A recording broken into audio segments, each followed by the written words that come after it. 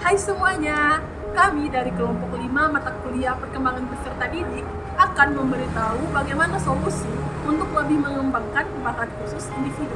Sebelum kami memulainya, perkenalkan nama saya Yolenta Nurwalita Dea dan rekan-rekan saya. Perkenalkan, nama saya Frenjel Arba. Saya Deviolina Bertarigan dan rekan saya. Saya Melvadi Nurtianti Marbun. Saya Rodiatul Marwiah Rahab. Selamat menyaksikan. Dari permasalahan yang telah ditemukan, ada beberapa permasalahan eksternal yang didapat. Yang pertama itu adalah gangguan dari teman sekelas. Gangguan dari teman sekelas ini dapat berupa seperti contoh ketika seorang anak ini sedang belajar, temannya datang ke sampingnya, berisik ke sampingnya. Nah, hal ini akan mengganggu fokus pada siswa tersebut.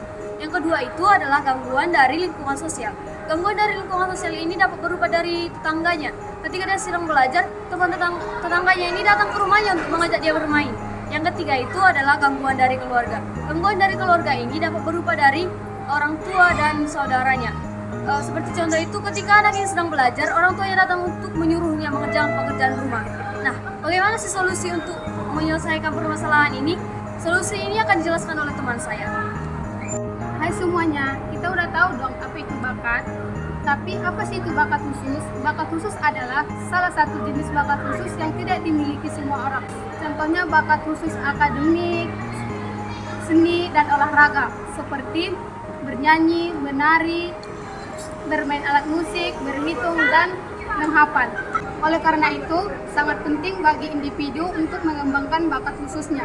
Jadi, solusi dari permasalahan dari teman sekelas yang dapat kami berikan ialah semua itu pengaruhnya terletak pada guru. Nah, jadi teman-teman pernah nggak kayak gini, lagi fokus belajar gitu kan. Nah, teman sekelas kita datang untuk mengajak bermain, ribut, ataupun mengganggu kita. Tentu kita bingung kan bagaimana mengatasinya, soalnya itu kan di lingkungan kelas juga gitu. Nah, jadi di sini yang memiliki pengaruh untuk menyelesaikan menjadi solusi tersebut adalah guru. Jadi seorang guru memiliki wewenang dalam kelas atau di sekolah untuk membuat suasana ataupun membuat ruangan kelas ini nyaman untuk setiap orang. Contohnya ada siswa yang lagi mempersiapkan diri untuk olimpiade. Dia lagi fokus belajar untuk menghafal materinya, mengerjakan rumus. Nah, lalu ada seorang siswa yang lain mengganggu dia. Jadi kita sebagai guru harus peka. Kita harus bisa melihat bahwa dia tidak nyaman atas gangguan tersebut.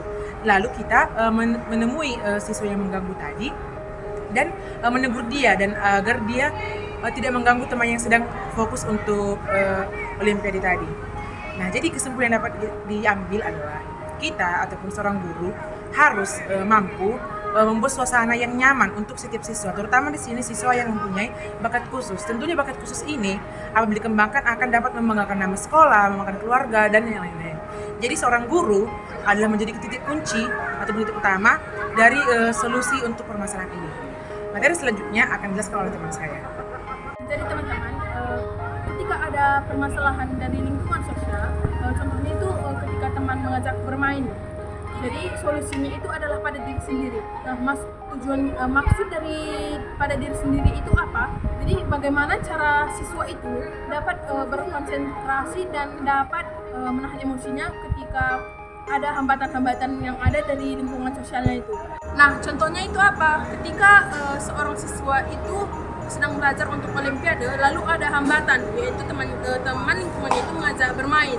Nah, dari siswa itu yang pertama-tama dia itu harus tahu apa tujuan dia itu belajar, yaitu untuk latihan kegiatan olimpiade.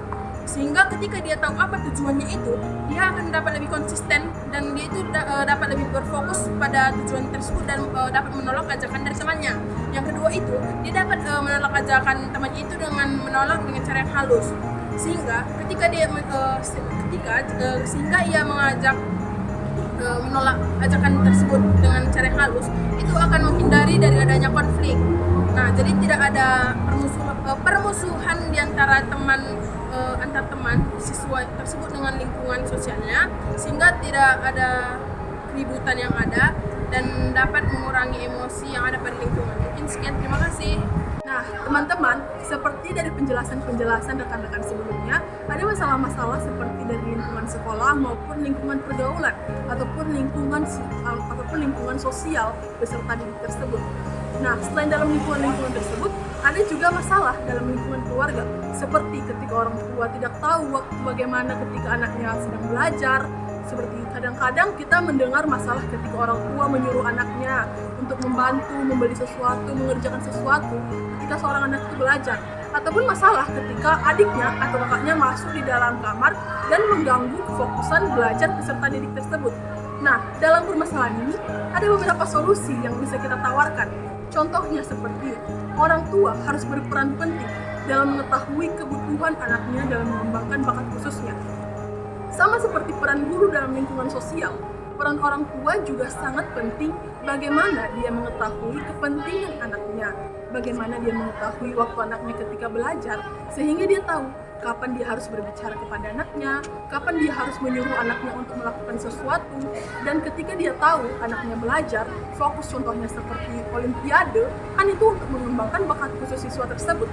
Ketika dia melihat saudara siswa tersebut, seperti kakaknya atau adiknya yang mengganggu dia ketika belajar, orang tua memiliki wewenang dan berhak untuk menegur saudara mereka tersebut supaya siswa tersebut dapat lebih fokus untuk mengembangkan bakat khususnya, contohnya seperti mengikuti olimpiade tadi.